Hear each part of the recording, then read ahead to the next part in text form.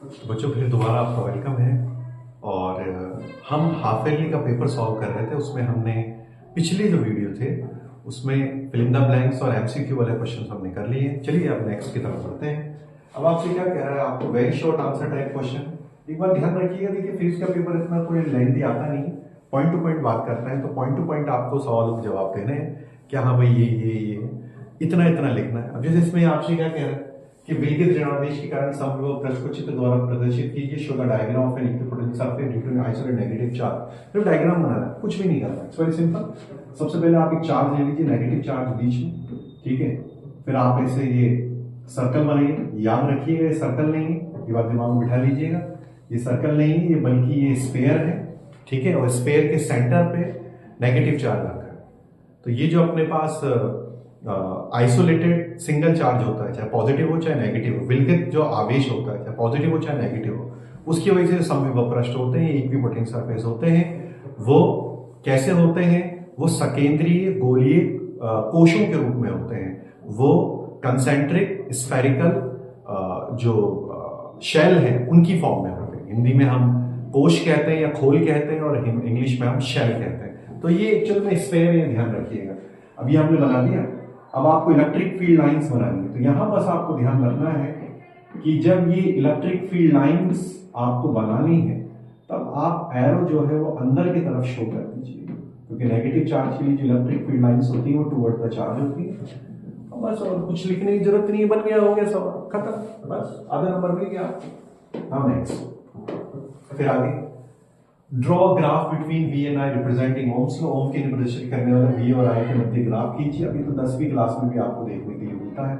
Current हो गया, current ampere में, वोल्टेज वोल्ट में, खाली वी भी लिख सकते हैं आप, और ग्राफ आएगा स्ट्रेट लाइन। बस कुछ नहीं करना है, इतना ही पूछ रहा है, इसके अलावा कुछ नहीं करना है। अगर आपको एक्स्ट्रा कुछ करना है तो यहाँ थीटा बना दीजिए, टाइम है आपके पास तो बना दीजिए, अदरवाइज कोई प्रॉब्लम नहीं, ठीक है। फिर आगे भी दिखा सकते हैं कि जो tan थीटा है वो आर के बराबर है, और ये हो जाएगा डेल्टा वी अपॉन डेल्टा आई के बराबर आपको देखने के लिए मिल जाएगा। सिंपल, ठीक है। खाली आप लाइन बना के छोड़ दें। लेकिन अगर आपने यहाँ आई लिख दिया, एम्पियर नहीं लिखा, यहाँ वी लिख दिया, वोल्ट नहीं लिखा, या आपने ये ना ये लिखा ना ये लिखा, अब आपको काट के जीरो नंबर मिलेगा, क्योंकि सीधी लाइन थोड़ी बनानी है। बल्कि आपको बताना है एक्स एक्सिस पे कौन सी फिजिकल क्वांटिटी है, कौन सी भौतिक राशि है, वाई एक्सिस पे कौन सी फिजिकल क्वांटिटी, कौन सी भौतिक राशि, वो आपको बतानी पड़ेगी। अच्छा सर, मान लीजिए मैंने यहाँ वी लिख दिया, यहाँ आई लिख दिया, तब भी क्या स्ट्रेट लाइन आएगी? बिल्कुल स्ट्रेट लाइन आएगी, कोई टेंशन वाली बात नहीं, ठीक है ना।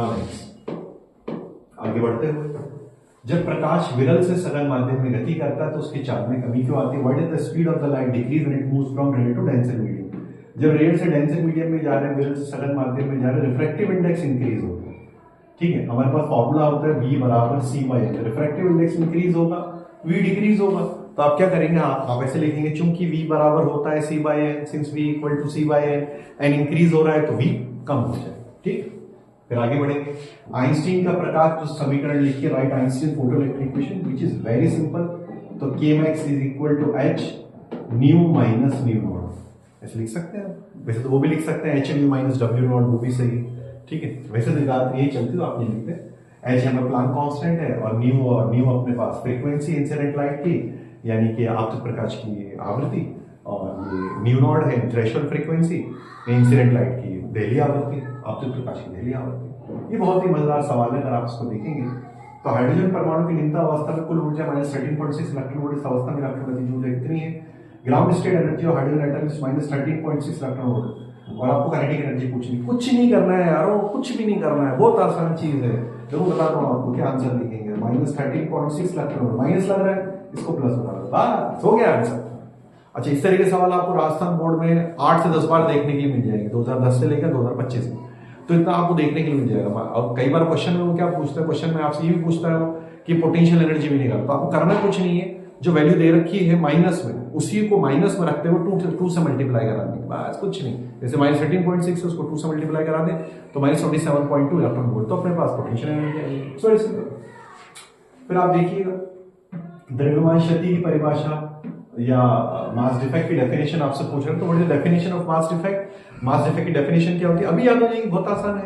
The difference between calculated mass and original mass. Repeat करें, the difference between calculated mass and original mass, that's called the mass defect of the nucleus. Hindi में कहें तो मापित मान और वास्तविक मापित द्रव्यमान और वास्तविक द्रव्यमान के अंतर को नाभिक की द्रव्यमान शक्ति कहते हैं।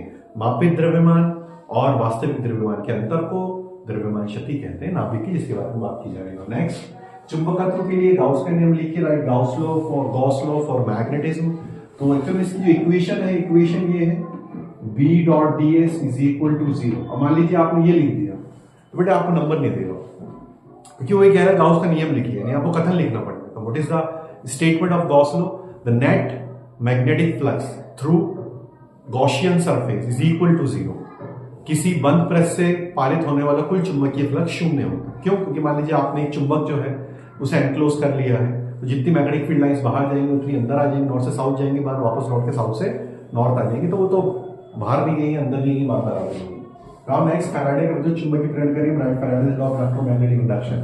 बहुत इंपॉर्टेंट टॉपिक है, इसको आप समझने की कोशिश कीजिएगा। अक्सर रिपीट होता है राजस्थान बोर्ड में, लाइन्स लॉ, फैराडे लॉ। किस चैप्टर में आता है? 6th चैप्टर में आता है, EMI, इलेक्ट्रोमैग्नेटिक इंडक्शन।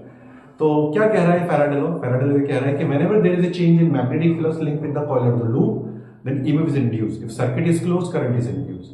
यदि किसी लूप या कुंडली से संबंधित चुंबकीय फ्लक्स के मान में परिवर्तन आता है तो विद्युत वाहक में प्रेरित होता है। अगर परिपथ बंद है तो धारा प्रेरित होती है। तो ध्यान रखिएगा, अगर कोई लूप है, कोई कुंडली है, कोई चालक है, कोई लूप है, कोई कॉइल है या कोई कंडक्टर है, उससे मैग्नेटिक फ्लक्स जो है, लिंक मैग्नेटिक फ्लक्स चेंज हो रहा है तो वे इंड्यूस होगा। सर्किट क्लोज है, परिपथ बंद है तो धारा प्रेरित होगी। डोंट फॉरगेट इट, इस बात का ध्यान रखिएगा, जरूर याद कीजिएगा। आगे बढ़े। अब अपने पास सेक्शन भी यहां पर देखने के लिए मिलेगा जो आपको अगले वीडियो में देखने के लिए, सो स्टे ट्यून्ड।